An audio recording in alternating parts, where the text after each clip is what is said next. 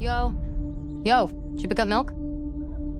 Bu ilin ən yaxşı filmi və digər 4 nominasiya üzrə Oscar mükafatlarına layiq görülən Anora filmi ötən ilin may ayının 20-də 77-ci Cannes Film Festivalında premyerası olub. Film tənqidçilərin böyük rəğbətini qazanıb və Qızıl Palma budağı qazanıb.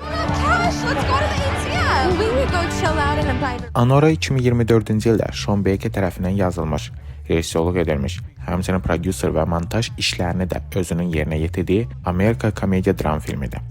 Mark Edelstein'in canlandırdığı Rus oliqarxın oğlu ilə evlənən striptizçi Anora Mikhaeva rolunda Mikey Madison rol alıb. Film haqqında maraqlı fakt, Anora rolunun seks işçisini canlandırmasına baxmayaraq film sənayesində müsbət rəylər almasıdır. Həmçinin Anora elə bu peşə sahiblərindən də peşəni təsvir etdiyinə görə təriflər alıb. Onlar bunu keçmişin seks işini qınamağa layiq sosial pozuntu kimi təsvir edən filmlərdən irəliyə doğru bir addım kimi qiymətləndirib. Rejissor Sean Baker Anora rolunu girov müqabilində qaçırılan, həmin vaxt yeni evlənən Rus əsilli Amerikalı dostunun hekayəsindən ilhamlandığını söyləyib. O həmçinin 2000 və 2001-ci illərdə toy videolarını, o cümlədən New Yorkdakı Rus Amerikalıların videolarını redaktə edərkən işindən ilhamlandığını bildirib.